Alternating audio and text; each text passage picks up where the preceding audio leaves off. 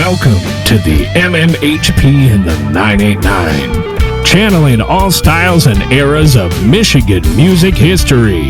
Recorded live from the Michigan Rock Legends Hall of Fame, located inside the Bay County Historical Museum. From the city by the bay. Featuring Dr. J, Fred Reif, Mr. Mike, and your host, Scott Baker. Brought to you by the 989 Podcast Network and the Michigan Rock Legends Hall of Fame, located at the Bay County Historical Society Museum at 321 Washington Avenue, Bay City, Michigan. All right, welcome everybody. We're back here at the Michigan Rock and Roll Legends Hall of Fame at the Historical Museum of Bay County, and we have a very special guest tonight, Mr. Greg Nagy. Hey, welcome, Greg. Thank you for having me. Thank you for making the trek, buddy. It's been cool though to watch you rise and just continuously over the years, and I've seen you since way back, and it's cool. And the little emails we did over COVID, and then watching you jump in with Larry here and doing your thing still and taking it to the next level. I'm an overnight success since the 90s. Hey. Yeah, we all working at it. Yeah, I got a chance to see you play when the Saginaw Spirit was, they were in the midst of, what was the name of that cup that they won? They won it for the first time. Last year? Yeah, it was the... it's like the Stanley Cup of the International Larry Hockey just League. Called me and asked me that the other day. I had to look it up. But with anyways, Dylan. we saw you play at the stage. Oh, with Larry. Okay, Yeah, with Larry, yeah, right. That was it was really good. You sounded great. That was a fun gig. That's a different hat, being a side guy versus chasing after my own thing. But it's equally challenging and a lot of fun. Well, plus, he's great. Dude, it's a good fit for you guys. I mean, two guys that can do it. That's, you got each other's back then. Well, I'm always helping him out with where the standby switch is on the backstage. I'm just kidding. Oh, dude, we could go all day with this stuff. Wake up. Right. But when he's up, he's up. He goes. Yeah. Well, should we talk about the album first? No, let's take a jump back. Well, Okay. I guess you could. The album back is the big cup here, but you've talked about that all week. So let's go back to dive into where it all began for you and where were you and in Flint. How did it start? Guess, right? Yeah. I probably was 12 years old and got a guitar for Christmas.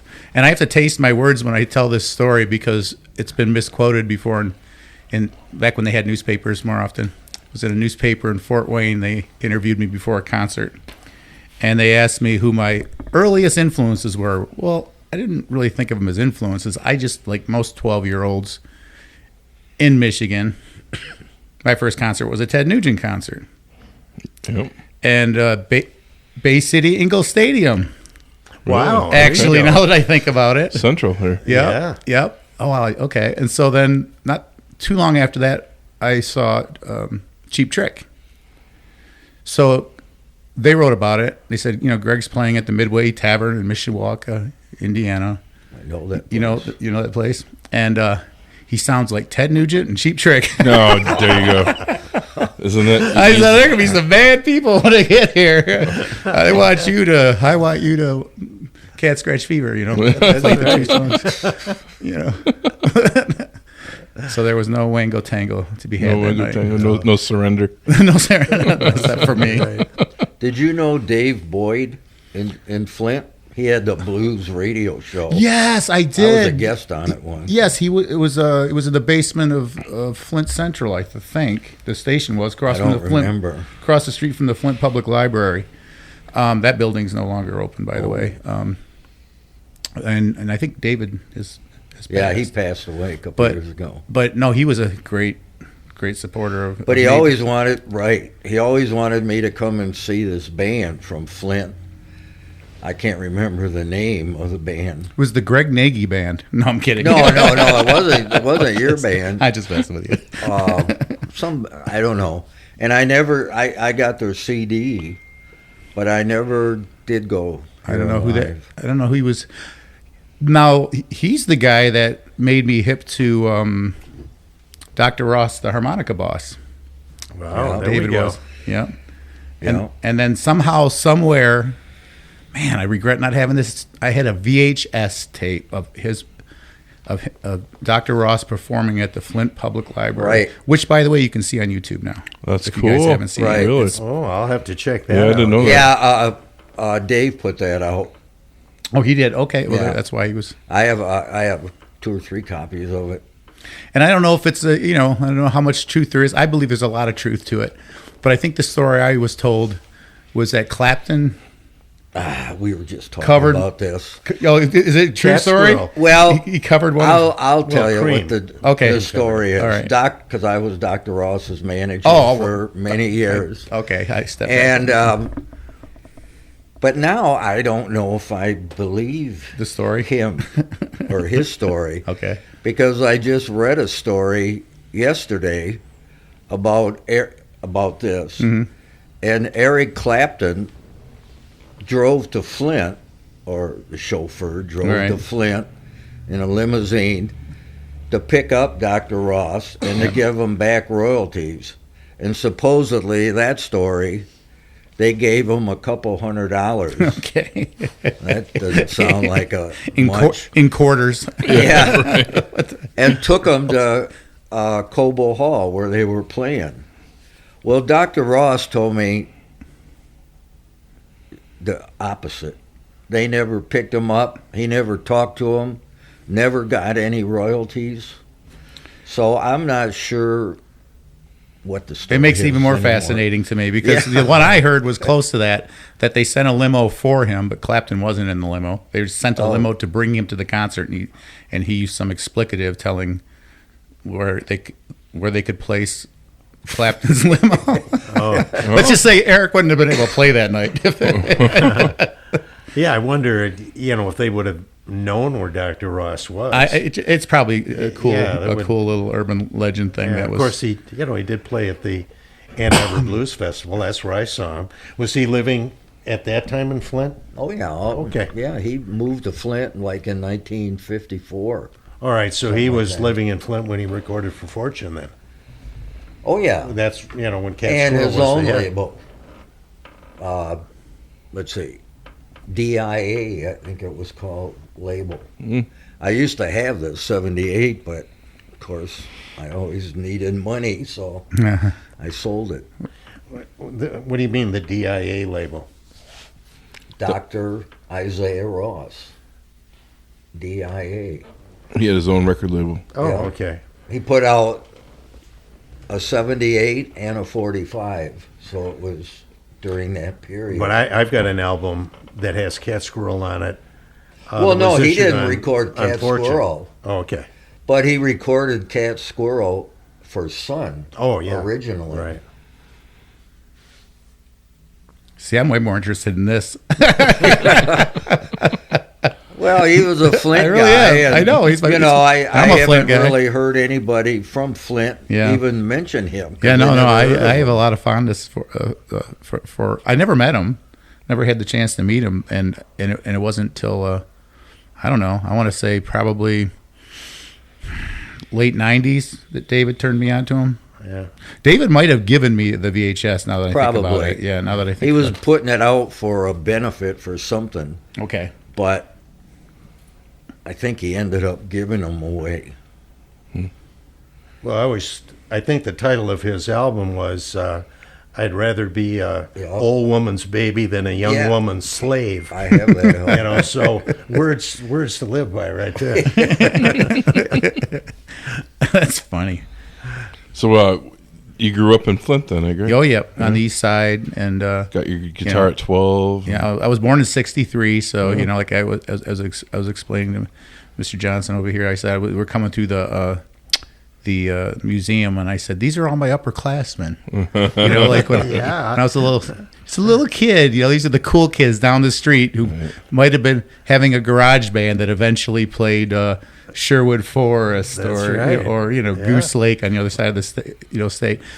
It's all mysterious to me. Same with the shop jobs. By the time I came out of high school in '81, up until maybe the mid '70s, it was a trajectory for a lot of people to get out of high school and go get a shop job. It paid pretty well. Sure did. And Saginaw. And that seemed like a kind of a mysterious thing that sort of just faded off into ether. And the other thing I was mentioning to someone earlier, the cover of Guitar Player magazine had a guitar on it.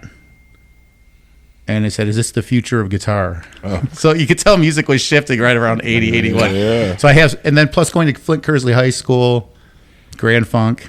Yeah. Yeah. You know, about 10 years older than me, but still, you just feel like I don't know if I'm filling in the gaps in retrospect of how cool all of that was. I think I thought it was cool then too, but I didn't realize the historical significance. And it wasn't until I was in the military and I would meet people in the mid 80s. I was in the military and I'd meet people from like Iowa and Idaho and other places. And I'd talk about, living in Flint and having nightclubs that would have bands 7 days a week. And they're like, why? Or how? Really? Yeah. Yeah, it seems hard to believe today that Really? you would have that much music and people would go out. And on tears of it. weekdays And tears of it too, right? Like, Yeah. so you would have the bands that were just getting together. They would typically play this circuit. And then you had, and then they'd work their way up. There was fierceness between bands because there was a competition. There was an opportunity. Not that music should be a competition, mind you, but there was an opportunity to hone your skills by just getting out there and getting the feedback. And so I've been told stories. You guys can correct me if I'm wrong, or I don't know if I'm right or wrong, but I've had people tell me that they were in bands that literally would work at some of the nicer clubs where they had health insurance.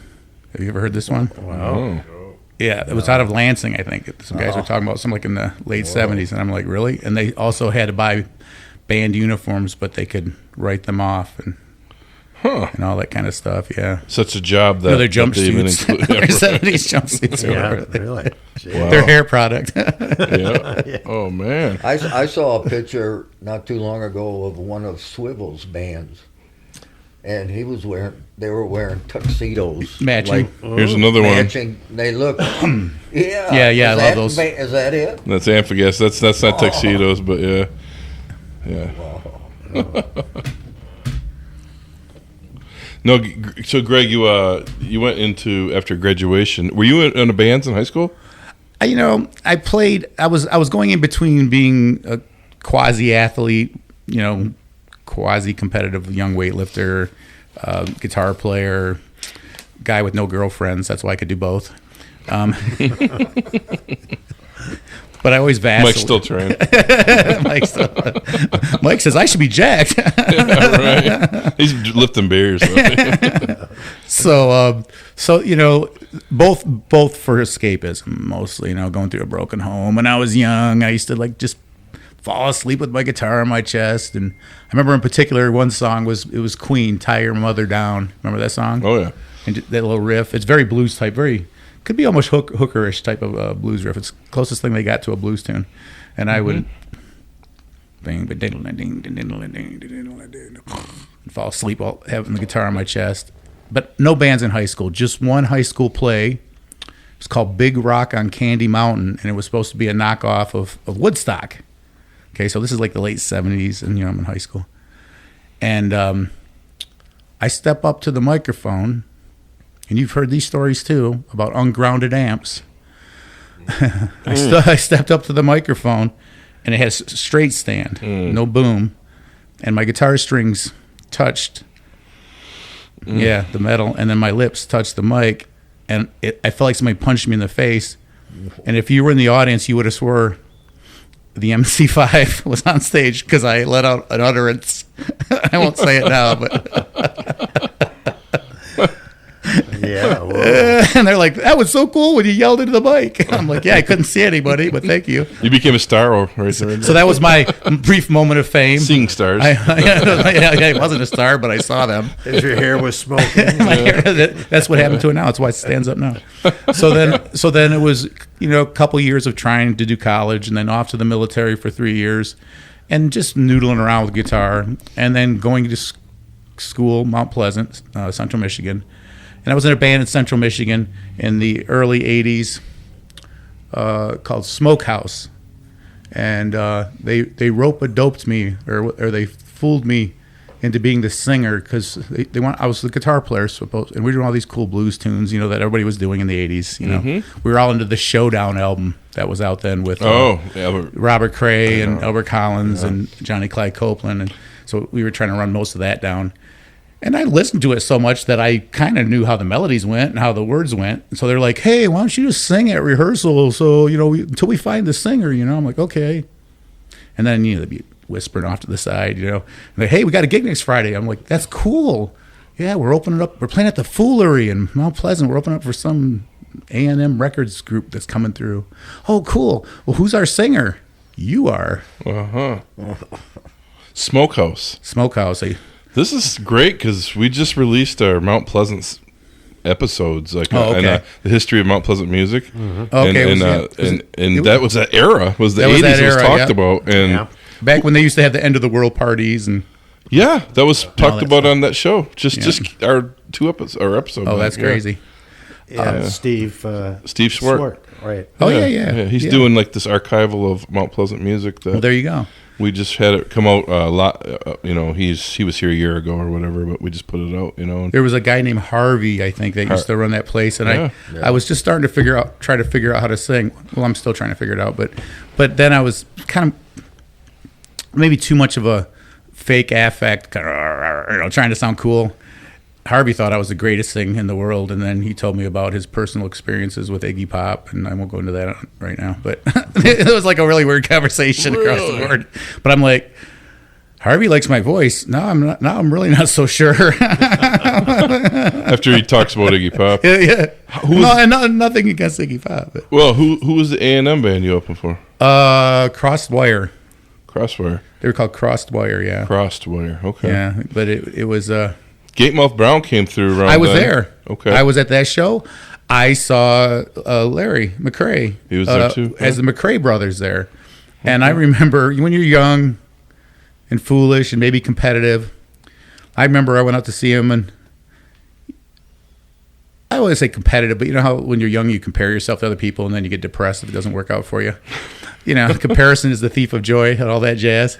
So anyhow, there's this band up there playing. I'm like, man, they're really tight, man. They're really powerful. They're playing instrumental. I said, I bet you he can't sing. Was that Larry? Yeah. Oh my gosh! I always not just throw my guitar in the river. I was going to just go in head first too. Yeah. So I saw him there. I saw Gatemouth Brown there. I saw first time I saw Duke Tomato was there. Oh, Duke, yeah. I saw Duke for the first time in Mount Pleasant as well. Matt Guitar Murphy was there. He was in our story. Matt Guitar Murphy and Gatemouth were like two of the blues leads that Steve Swart was telling I have a great 1980s Matt Guitar Murphy story if you want to hear it. It was at Rick's American Cafe in Ann Arbor, and this was the era Matt still had some guns on him. He still had some arms on him, right? I saw him there. Yeah, and he was probably in his 40s then, right? Roughly. So they're on break, and I'm fanboying like crazy. Just, oh my gosh, there's Matt Guitar Murphy. I had a record that he was on from 1963, and I think it was called Matt's Guitar Boogie or Matt's Boogie or something like that. It was with I think it was Pine Top Perkins. It was Memphis Slim. Yeah, Memphis Slim. Yes, thank you. I know I'm sitting in the right room now. Fred knows the blues. Fill in my gaps. But I learned that song note for note back then, by just dropping the needle on the guitar. So I was just a total fan of his. And so he's on break. He's got a short sleeve shirt. His arms are all popping. And he's talking to this young college girl. And I walk up. This is mid to late 80s. I walk up and I say, Mr. Murphy, it's such an honor to meet you. I've got an album with you on it from 1963. And the girl looks at him, and he looks at me like, shaking his head like he wants to kill me. So that didn't end well. Oh, man. Yeah, we used to see him a lot at Antone's. Oh, wow. In Austin, Texas. Yeah, He'd be down there all the time. Did you see the Matt Guitar Murphy show too in Mount Pleasant as well? Yeah, yep. Okay. I was smart enough not to talk. That was prior though to the Rick's one, right? I'm trying to think. Because if Rick's sounds like it was in about 86 or something. I'm getting confused because I got out of the military in 86. So 87. 87 maybe. Okay. See, it was around that because I was at one of them. It was late 80s when he played there. Because I was a student. I was a student at Central Michigan, but I was dating a young lady who eventually became my wife, and then my future ex-wife, I should say. She's nice. We're fine, but we had kids together. Blah blah blah. But I used to go down on weekends to visit her, and I would see George Bedard and Steve Nardella and Al Hill and the Love Butlers. And the Blue Front Persuaders, and who's the guy that lives in Nashville now? Guitar player Chris Casello. Oh yeah, yeah. Al Hill lives in Nashville too. Yep, Al's on one of my records. Yeah, Al's a good friend. But I went to take one guitar lesson from Chris, and then he said, "Where'd you get that guitar?" And I said, "Why?" He goes, "I had one just like it, stolen a couple months ago." I'm like, "Dude, it's not yours." Right. I got this at IRC Music in Indianapolis a couple years ago and paid full price for it. But I there was some stuff happening in Mount Pleasant, but in that area, you go down to Ann Arbor and it was full on. It was local folks that were kicking butt, you know, and there were a few local bands in Mount Pleasant, but not in the roots blues thing. I mean, they had Smokehouse. How long did you play? That's with Smokehouse? Yeah.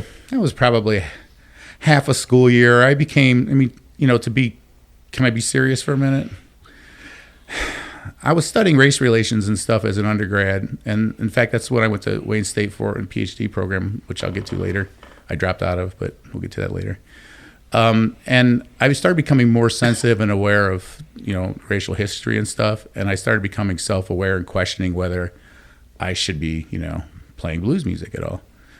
But before I could talk to my mentor, Dr. Robert Newby, in Black history, who happened to be a Howard University graduate and seemed to like me, before I could talk to him about this, I just quit the band because I started feeling like, no, I shouldn't be doing this. It seems before I knew there was a thing like cultural appropriation and all that stuff, I was just sensitive to it. I was like, I don't know if I'm doing this right, or I loved it. Mm-hmm. I felt like I was doing an homage, and it would have felt clearer about it if I would have morphed into rock and roll with it. You know what I mean? But I was trying to do something a little more traditional, and I just felt awkward once I got more and more sensitive to the seriousness of the history.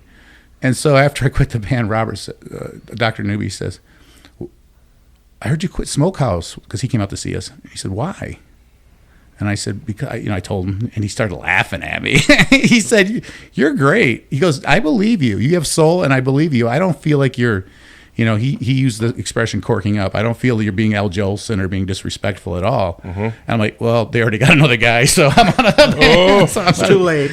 So, I'm not trying to, toot my own horn there, but then I finished up school, went up to Wayne State, and did almost 3 years into a PhD program, and in the sociology department.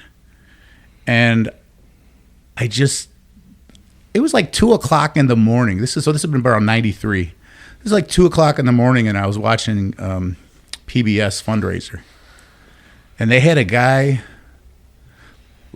Yes You Can, by Les McCann. He was a motivational speaker.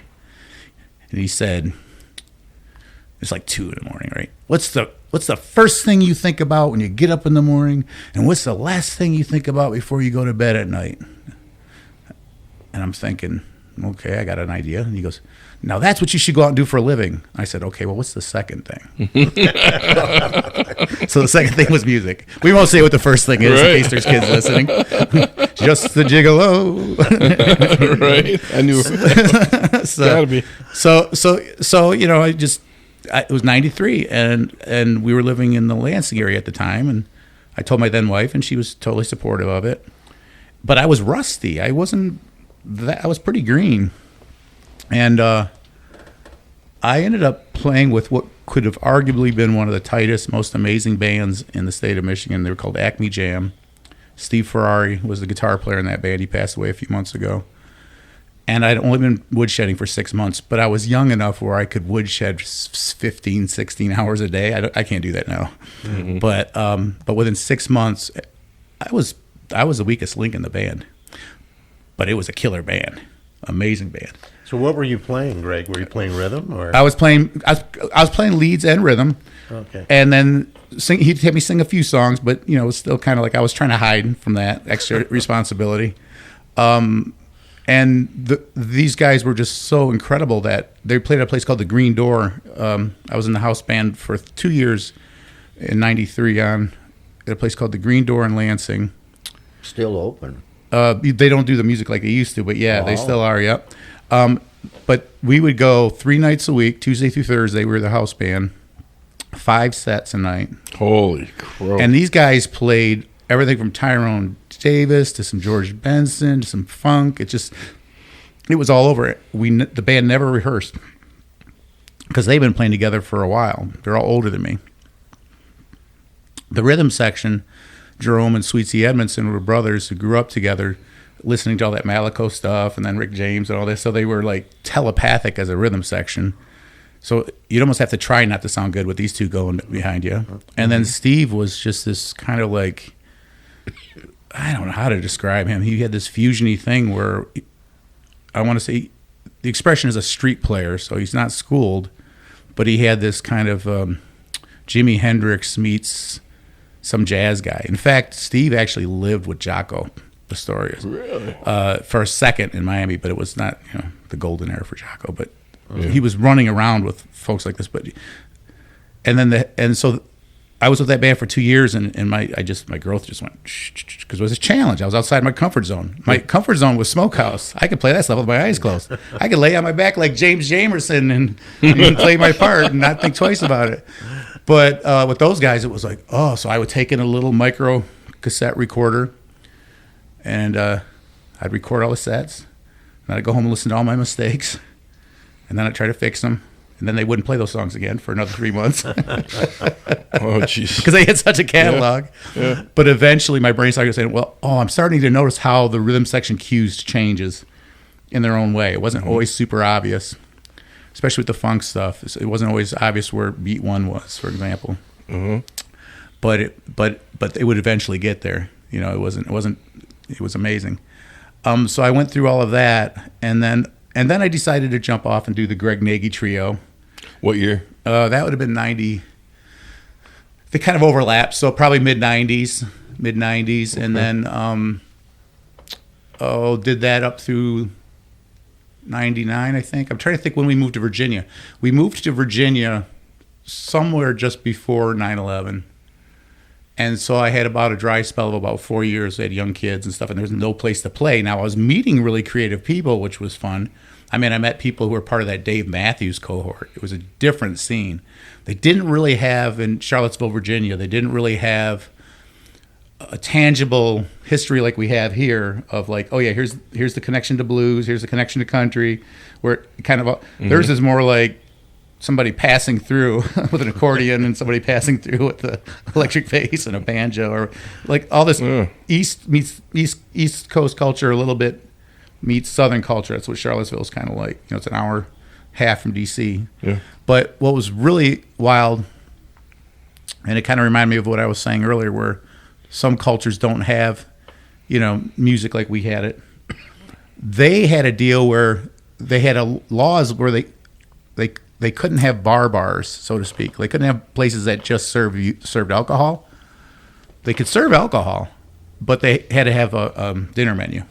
So they'd have a kitchen and a full. Oh, okay. So that's a kind of a different environment than what we had with just you go drink till 2 a.m. and play music. So the way like guys like Dave Matthews and stuff came up through that scene is they had to do the later year LA thing of selling your own tickets to your own shows, and there was a couple showrooms there, and that's all they had.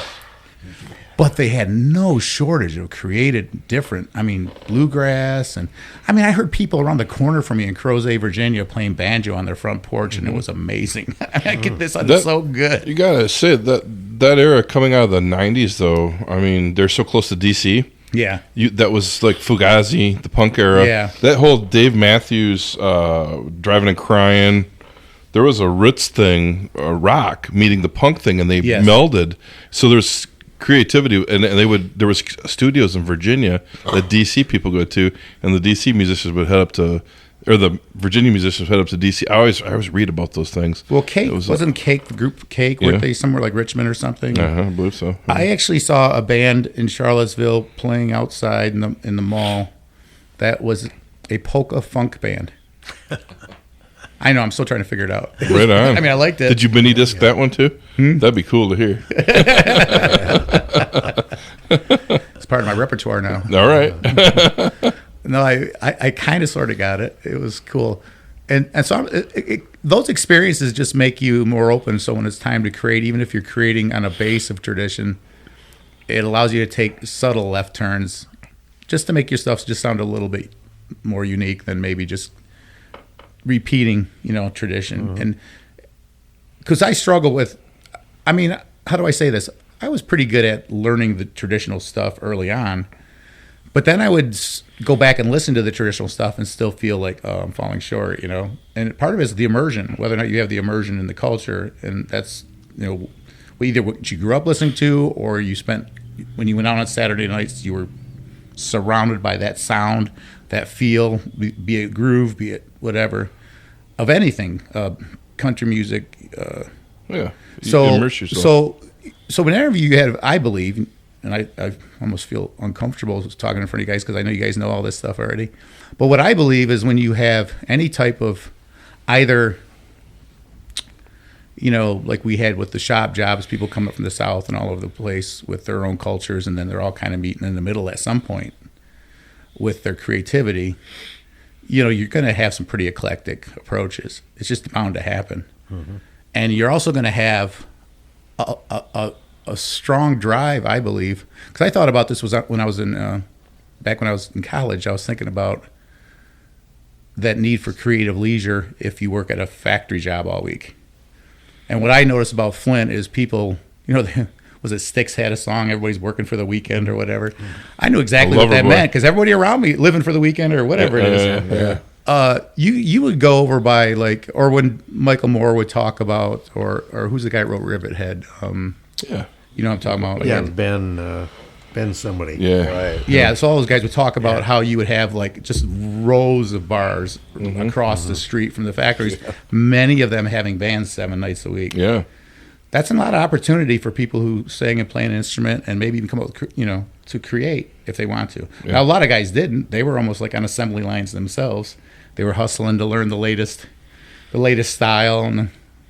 But then others, would buck the tradition and create. So I find it fascinating, though. You came out of the military. Did you Army? I was in the Army, 83 to 86. Did that mentality rub off on how you took to your music later? I do push-ups, in between every song I write. All right, but I'm I was probably the strangest military person you could have ever met because I hated it. I only went because I was just failing miserably at life. I tried going to college and I was failing, and I watched the movie Stripes. Bill Murray. And I thought, man, those MPs are pretty attractive. I think I'll join the Army. Well, I'm here to tell you, that was Hollywood. So, no offense, ladies, but not that I'm in any great shakes, but you know what I'm saying. So, basically, it was escapism. It was a pull toward a delusion, and a push from just Flint being, early 80s. It just was not a good scene. I was a doorman at a nightclub in Flint. It held 1,500 people. It was called The Light. Okay. And I made $3.35 an hour to work 7 nights a week and try to talk people into not fighting. And so when I was in the military, I was an MP, and then I eventually trained in what they call SRT, which is like SWAT training, and then anti-terrorism training. Again, least military guy. Like everybody in the barracks couldn't get over how I kept winning Soldier of the Month like, dude, you're the most non-military guy I've ever met, you know, because I'm all like philosophical, like, this stuff's stupid. You know, you're just government property, right? You know, hey, where's your scar? What scar? You know, when they took your brain out before you got here. And I was like that guy. And yet I was like, well, I'm here. So the best way to fly under the radar is to fly straight. So I ended up getting the job as the post commander's, the general's driver. So I drove for the post commander. Two of them. One was on his way out, General French, and he was slated to be the president of the Pan Am Games that was coming up in Indianapolis the following year. He was a short timer and he was easy to work for. The next guy I worked for was a 2-star general who was bucking for his 3rd star, and he was a tough cookie. He probably saw through me. I think he saw through me, you know, like, oh, okay. So I ended up finishing up after 3 years of faking it, and then went off to college. That was clearly nothing you brought into your music, though. Oh, that was the question. You know, well, focus. You see my intense ability to focus on a question. I got that from. Well, we were just doing push-ups, so we were trying to figure it out. Any part of the military effect, other than how to overcome frustration. In all seriousness, because in any creative process or anything like that, you're going to get frustrated sometimes. And boy, did you get frustrated a lot in the military, like with things that were outside of your control. Either it be kind of a bureaucratic type system or whatever, and you're thinking, so the music business can be frustrating in a similar way, where you feel like the military is not a meritocracy. And the music business isn't a meritocracy. You know, when I was lifting weights, that was probably the most tangible thing, because it was either you got the weight or you didn't. Nobody was going to aesthetically deem whether within reason. So I think just from an approach of understanding that A, a willingness to work hard could overcome a lot of things, so both contexts.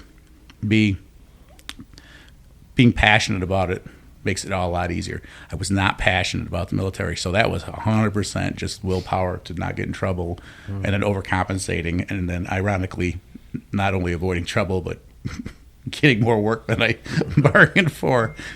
So interesting. I just wondered if it played into your music sensibility, because you jumped right into Mount Pleasant in college and your artistic side just blossomed. Yeah, but then you left for Virginia, you said in the early 90s.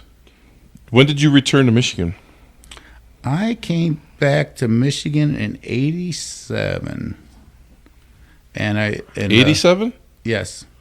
Oh, no, I'm sorry. From the military. From Virginia. From Virginia. I was checking my phone. I came back, that would have been 2004, maybe 2004, and hadn't played for a couple of years, and I was messing around on the internet, and I saw this guy named Jim Alfredson. He's a B3 player, plays with Larry, and has a band called Organissimo, and great player, and has become a great friend. He's like a family member now. But anyhow, I reached out to Jim and I asked him about his organ jazz trio, and I was just like, kind of curious, like, I'm not in it right now, but what are you doing to get your stuff out there? And he goes, what do you mean? So we just started talking about that.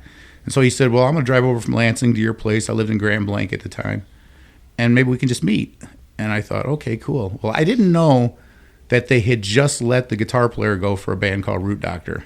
And Jim knew of me from the 90s. So I didn't know he had other plans. What he didn't know... CD by them. Yeah, what he didn't know is I hadn't played for a couple of years, but he knew of me from the 90s. And he goes, well, Nagy would be a good fit for this band.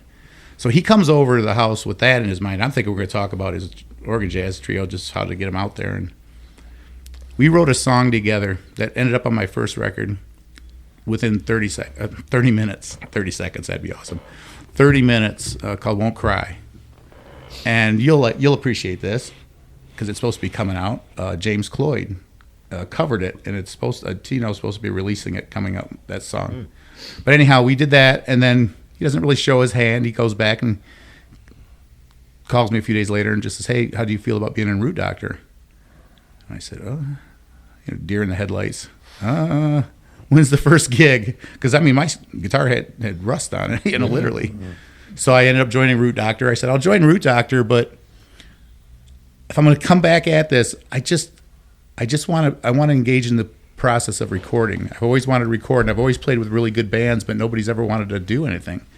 And I said, for no reason other than just to do it. I want to document it, you know? And he said, okay. And we did. You know, within the first year we did Been a Long Time Coming. And our second album I did with Root Doctor got nominated for a National Blues Music Award out of Memphis for Soul Blues. The Holmes Brothers were up that year in that category, so I knew we were going to lose. But it didn't matter. It just was like, whoa, this went from not even being in it to like all of a sudden I'm standing in a room with my heroes like Jimmy Vaughn. And What year was that? Oh, let me think here. 2008. Oh, okay. 2008, and then Because we were down there, Lazy Lester had won the comeback album of the year, but he kept saying, I didn't go anywhere. I've been here. But it was down in Memphis for the WC Handy Award. Yep. That's what they were calling it back then, and then they switched it to the BMAs. Right. But so 2008, that was in Tunica because they double booked the Cook Convention Center in Memphis. I got nominated for my first solo album for Best New Artist. Really? In 2010, and I went down to Memphis, and right behind me, unbeknownst to me, for the whole 6 hours of the award show was Bonnie Raitt, right over here, and then also in the room was Pine Top Perkins and Hubert Sumlin, but I met them at the Hall of Fame dinner the night before. And so you talk about going from not playing to all of a sudden my heroes, right? So it's kind of like we're at the Hall of Fame dinner, and they say, okay, we want all the guitar players to come up and sign this Telecaster. And I'm like, okay. So I go up to sign this Telecaster, and I look down, and it's the Rolling Stones. And I'm thinking, ha, not red. No, it's not. And then behind me is Bob Margolin, who, by the way, I ended up being on his record label a couple of records later. Mm-hmm. Bob Margolin's label. Mm-hmm. Steady rolling. So Bob's behind me, and my hand's shaking, and he goes, it's just a bunch of hacks on there. Like, so I signed in really, really, really tiny, DJ Nagy, one of these things not like the other. But the fun, there's several stories out of the Hall of Fame dinner that I just love recalling. One is we're sitting at the table with Kenny Wayne Shepherd and his dad, and then we have Pine Top Perkins and Hubert Sumlin. We're all at the same round table. All right, I know who everybody is because I'm being, and but there's no. And in his defense, he was young, so if there was some pretense on his part, Kenny was young, so I'll give him a break, because I already told you how I was at the Foolery when I was young. Mm-hmm. But come on, Pine Top Perkins and Hubert Sumlin, right? So James Williams from Root Doctor was there too at the table with us. And James' older brother was Lamar Williams. Lamar was in the Allman Brothers. Mm-hmm. So James is familiar with that world. Yep. Because they'd always have him back whenever the Allman Brothers would come through. But James wasn't that deep into the blues world per se. And his girlfriend definitely wasn't. So his girlfriend turns to Pine Top Perkins and said, well, what is your name? And he said, my name is Slick Willie. I was like, you go, Pine Top. You go, Pine Top. I was like, oh my God, it's the best day of my life. So it gets better. It gets better. It gets worse or better. I can't, depending on your point of view. To me, Hubert Sumlin reminded me of my grandfather, and he was. There was a certain. Sometimes you just connect with a human being. Mm-hmm. It was like my anti-Albert King experience, but that's for later. But the thing about that table is everybody was getting introduced, and they're going around the table, and they get to Kenny Wayne Shepherd and the dad. I can't believe I'm telling this story. And then the dad says, "I'm Ken Shepherd," and then Kenny says, "I'm Kenny Wayne." And James says, "Oh, are you in a band or something?" Oh, yeah. And I said, he goes, I'm Kenny Wayne Shepherd. He goes, oh, what instrument do you play? And he wasn't being, he just didn't know. He didn't know. So, I mean, you can't go there assuming that everybody's going to know who you are. I certainly, in fact, I had so adopted the opposite thing because I'd been there 3 or 4 different times. I've been nominated 3 different times for the BMA, 3-time loser. And I always assume, I'm much better off assuming nobody knows who I am. I mean, clearly somebody must because I got nominated. So you're not disappointed. But I watched more than one person expecting everybody to recognize them, get like that look of just like their face just drops. I'm like, dude, people all have their favorites, in this genre. Some like the history, some like the contemporary, some like just one artist. Some of them are just there for one person, that they really like. But when I was up for Best New Artist, they put me at the table with the Brooks family. Okay. So I'm there with the Brooks family. But there's one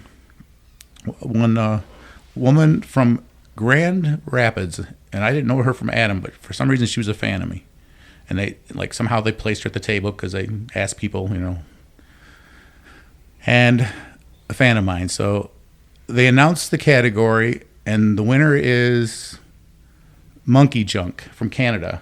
True story. I lost to a band called Monkey Junk from Canada, and she stood up and said, oh, hell no, that should be Greg Nagy, really loud. There's like a couple thousand people there. And the whole Brooks family's like, I'm not with her. I don't know who she is. I'm not with her. I'm not with her. But dang, it was pretty funny at the moment. Hey, good Well, it wasn't funny in the moment. It was mortifying in the moment, but it's funny now. So, anyhow. Dang, I'm rambling. Where did you record your first solo album? Was it in Memphis? No, it was in East Lansing at Glenn Brown's studio over there. He has a really nice studio. It's tucked into a strip mall, but for the longest time he had the mixing console for Muscle Shoals, the Neve. Really? Oh, what is that, Neve 8068? I can't think of the nomenclature. He doesn't have it anymore. He got rid of it eventually, but he had that, and then he had a couple really cool decks over there. One of the decks that he had that I never got to record on was a Stevens. I don't know if anybody's ever heard of a Stevens. Mm-hmm. They made 100 of them. Mm-hmm. The Wall was recorded on one. Yeah. And so when they were redoing the Wall, because I kept saying, hey, Glenn, because it was 2-inch 16-track, so everything would just sound huge on it, right? And instead of 24 tracks on 2 inches, 16 track. Mm-hmm. And so I said, man, I want to record that, Glenn. Don't get rid of it. I'm never going to get rid of this, because he bought it cheap and fixed it up. Oh, Greg, I got a phone call the other day. Oh, yeah, what's going on? Well, who produced The Wall? I can't remember. Bob Ezrin. Yeah, maybe that's who called him. Whoever was working on the remaster anyhow called him. He's like, no, but I'll lease it out to you. So he leased it out to him. And then, a couple months go by, I see Glenn again. I'm like, so, hey, what's going on with the Stevens? He said, yeah, I got a call from Roger Waters. You sold it, didn't you? He said, well, he wouldn't tell me for how much, but he just said, so I guess I won't. So Glenn is an amazing guy. Glenn's he did that Billy Strings record that got the Grammy recently. Yeah. So that was my first and second and third albums. Go put in a good word for us. We've been trying to get him on the show since day one. So who's that now? Glenn. Oh, Glenn. Oh, yeah. Andy Reid's been on our show. He's coming out soon, and he was helping us trying to get Glenn too. I will. And absolutely. He won't answer us. So yeah, no, I will. I'll get on him. He, I mean, he's busy right now. He's busy. He's designing. He's working with some guy at a Blackbird studio in Nashville where they're designing their own console. Even though the technology is moving more toward doing everything in the laptop, which I understand, for a variety of reasons, there's still people who like to have the physicality or the, knobs. of knobs. Yeah. Like it's just right there. Oh, right there. Faders. It becomes an instrument. It's like an instrument that you don't have to dig through menus and you can do it in real time. You can move things around to make the music work. Yeah. So he's working on one of those, and he's so he co-produced it with me, and then Jim Alfredson, who we did a lot of the tracking at his house, and then even with the most recent one, I did a lot of the guitar playing and vocals in my basement. In fact, my neighbors have heard some of my guitar solos more than they probably ever wanted to, because I was doing old school. I was turning the amp up to 10, and sorry, it was the middle of the day, but sorry. I had some dogs yipping on the couple tracks. That's funny. That's great.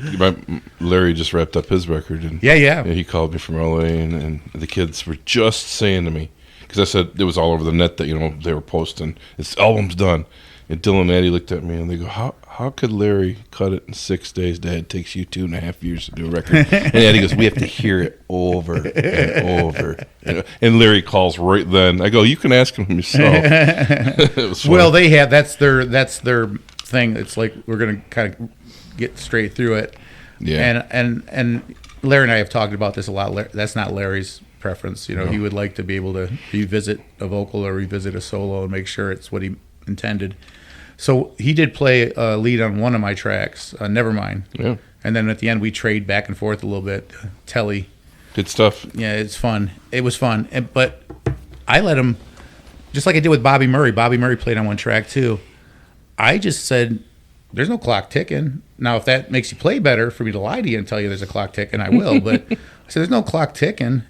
And both of them said, man, I really enjoyed working with you on these things. And I said, well, I know what it feels like to get frustrated, like you're not getting the sound you want, or especially if it's a song that you're still, if it's a song that you've been doing for a while, or if it's a cover, or if it's already kind of in your head, that's one thing. But if you just wrote it recently, man, nothing can get you second guessing like an original. Yeah, right. How much distortion should I put on it? How loud, how long should it be? How busy should it be? Should it be up or down in the mix? Yeah. Where should it be in the mix? All of that stuff. I said, well, you don't have to worry about any of that. Give me more than I need. Yeah. And so is Bobby Murray on your album? Yeah, Bobby's playing. Bobby gave me He has quite a history. Let me tell you. I'm on Bobby's last record. I sing the title track of Bobby Murray's last record. It's a song he wrote about Etta James, his former boss. For 20 years, he was with her. And here's 23. And here's no pressure. Here's no pressure. Hey, Greg, I want you to come in the studio and sing this song I wrote about Etta. Are you sure it's me you want? Maybe a lady. No, it's supposed to be coming from my perspective. Well, why don't you sing it, Bobby? Bobby goes, I don't sing. I'm like, all right. Well, do you have a melody? Well, Bobby really doesn't sing, and he'll be the first to tell you. Right. So when he was trying to show me what the melody was, I'm like, okay. So let me go in there. So I went in there. So I had to create a melody mostly with their guidance, like yes or no, yay, nay. In some were esoteric terms, some were pretty, hey, can you truncate the notes like Van Morrison? Can you do this? Can you do more facial mask placement? Can you blah, blah, blah, blah? I'm like, so that's one level of tracking. The Beatles were notorious for that later in their life, where they had the freedom to experiment while the tape was rolling, because it's not costing them any money, probably, in the grand scheme of things, relatively speaking. But I felt bad, like I was eating up Bobby's studio time. Like, oh man, how am I going to get this to cut? And we got it. It was called Love Letter, Nice. And he played it for Etta's kids, and he said they cried. And then, of course, I said, was it that bad? But he's like, you're not right. I'm like, it could be. Yeah, he also played with Percy Mayfield. Oh yeah, it's crazy. Albert Collins. Right. Yeah, he played with Albert Collins, and so he was over at my house tracking, and I had the same experience with him, where I want you comfortable before anything else. Let's just play over it, because they're both originals too. That's the other thing. They don't have the advantage. Larry didn't have the advantage of ever hearing the tune before. Never mind, he never heard it. So my vocal phrasing is a little bit off, a little different. Like I come in a little late on the first line and blah blah blah. So it wouldn't be the normal call and response thing that you would have on a rock blues tune or a blues tune per se. So his first thing was, when he wanted to come in, I'm like, he was playing over me because I was still singing. It's kind of like if you listen to Bobby Bland phrasing, or some singers will hold out the notes longer, and there's not as much of a space for a guitar linear response from the guitar, call and response. Right.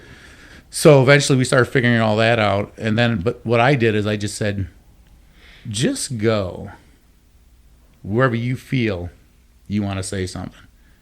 And then if we need to move it, we will. Yeah. So it's him, but it's the function. I don't feel like I'm telling stories out of school. I mean, everybody does this in the studio. Mm-hmm. You do multiple comps, and then you go through and you figure out which sections work the best, and then you string that up, and they go, okay, now play it. So it's a compositional. It's like doing a rough draft. Yeah. You're writing sentences. You go, well, this sentence would be better over here, but then ultimately, some people will just leave it once they cut and paste and slide and all that. But I like to say, now play it, because you get that. It'll feel more like a Natural. coherent statement. Yeah. Now you can dice and splice and make it sound like a coherence, but I figure, let's just say what I dice and splice is the best one. What do you got to lose to just try to play it a couple more times and do something like it, at least phrasing wise?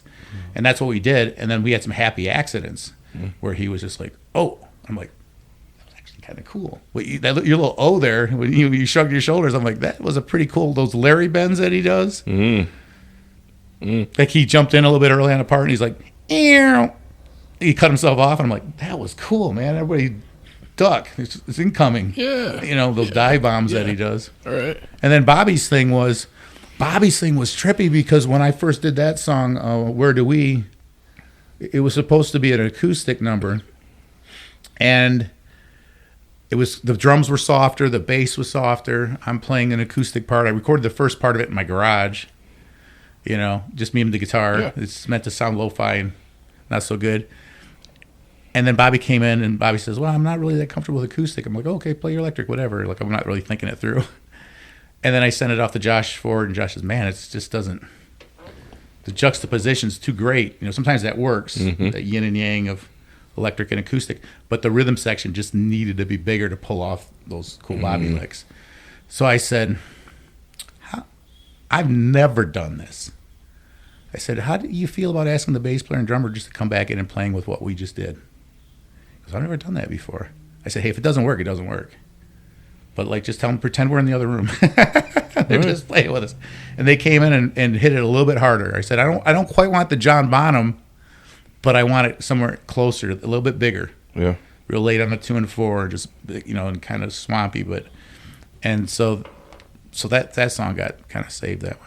This is all we're talking on the new record. On the new record, yeah. This is How many solo What song records do is you have that? now? Which one is it? Where Do We is the one on the new record, and then the one that Larry's on is Never Mine. How many solo albums do you have out now? 4. This is number 4. Number 4, and I'm on some other people's records. Like I'm on a track with Ronnie Earl, and that's a single out there. I'm on a track with E.G. Kite. I don't know if you know E.G. We sang a duet on one of her previous albums. Did you sing with Ronnie Earl? Yeah. Well, I was in. Because he's not a singer. No, I was in. And I was here in Michigan, and he was over there. But yeah. Oh. I wish I would have been in the same room. That would have been awesome. And then I was supposed to do something with Sean Murphy. You guys know Sean Murphy? Sure. Heard him. She was the backup singer with Seeger and Clapton, and she was a front person for Little Feat. And then she also was on Motown with Meatloaf, Stoney and Meatloaf. Right. But she and I, her manager set us up to sing a duet together at the Hard Rock in Memphis, I think someplace in Detroit, Callahan's, when she would come through, and I would just go up and sing a duet with her.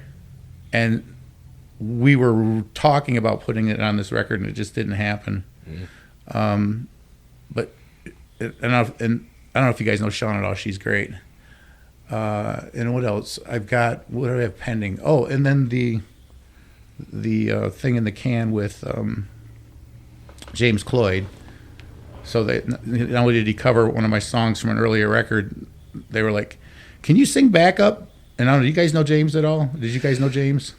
I tried when I was booking blues, and He was a never character. responded back to me. He was a character. No, he was a character.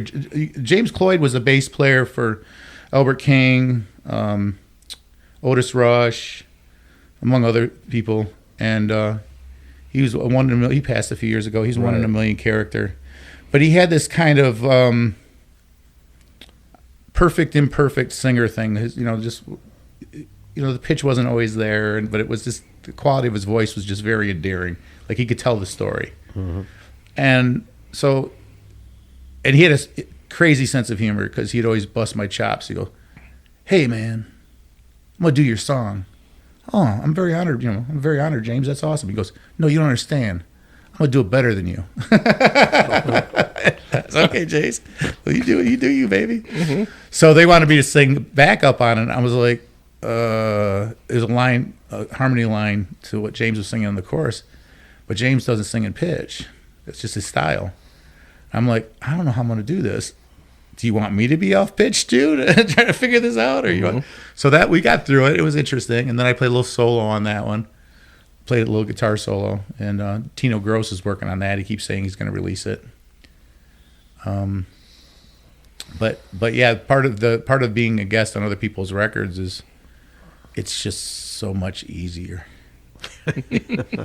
Like gotta lay down your part. Like away. Like after the pandemic, I was all kind of gearing up to go because I toured under my own name before the pandemic. I played Canada and California, and California was always really good to me. The guy at Biscuits and Blues would fly me out, and then I'd usually do 3-4 weeks all around Northern California. And but then after the pandemic, I was like, man, I don't know if I have the energy to do this. And that's when I got that call from Jim Elfredson a second time. The first was Root Doctor. Yeah. Second time, hey man, how do you feel about playing with Larry? Are you on 2 Root Doctor records? I'm on 3 Root Doctor records. Yep. I'll have to check. Been a long time. I have some of those too. Well, there was Root Doctor. There was a board tape, is what you might have. That was with Scott Allman. Is it yellow? Yeah. Yeah, that was a board. That was a board tape that they did way before. I think Scott. He's in it. Yeah, that was way before me. But no, it's been a long time coming. And then the next one was Change Our Ways, and then we did a live album called Live at the Cadillac Club, which was a place that used to exist in Rio Town in Lansing.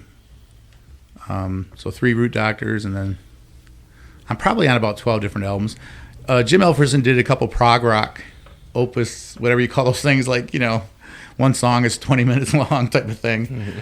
And I sang backup on a couple, and I played 12-string acoustic on a song. And if you asked me to duplicate it now, I couldn't even begin to tell you how the parts went because they were pretty complicated.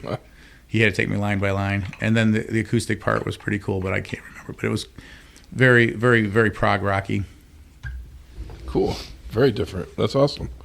And that wraps up part 1 with Mr. Greg Nagy here in the MMHP in the 989. His brand new album, The Real You, is already climbing the charts. It's all over Sirius XM, getting massive radio play, hit the Billboard charts. Greg's phenomenal person, phenomenal writer, great musician. Just what a storyteller. We have a part 2 coming up that's just as smoking as part 1. I cannot wait for you guys to hear this. Greg's got numerous records out. Please go to his site, gregnagy.com.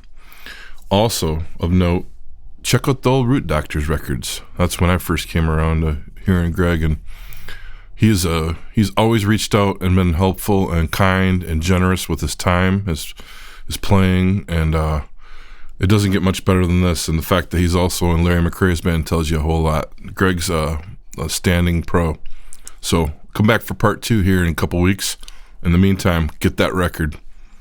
It's out here right now. The Real You by Greg Nagy. Thanks. On behalf of our hosts, this podcast wouldn't be here without generosity of the Bay City Historical Museum, which hosts the Rock and Roll Legends Hall of Fame. We'd also like to thank all of our guests, and especially to the listeners. The MMHP is found at 989.network, or where all podcasts can be found. You can find updated information as well as Dr. J and Sir Fred's Picks of the Week on Facebook. Also on Facebook, check out Mr. Mike's Local Music Live series and Scott's Mid-Mitten 15 from Harvest Canteen Studios, featuring one-on-one interviews with Michigan music artists. You can connect with Scott on the web at scottbakermusic.com, Dr. J at michiganrockandrolllegends.com, Sir Fred at fredrife.com, and Mr. Mike on YouTube as Mr. BT1. That's MRBTEE and the number 1. On behalf of us hosts, Dr. J, Sir Fred, Mr. Mike, and myself, we'd like to thank Mr. Eddie Switek, the voice of the MMHP and the 989.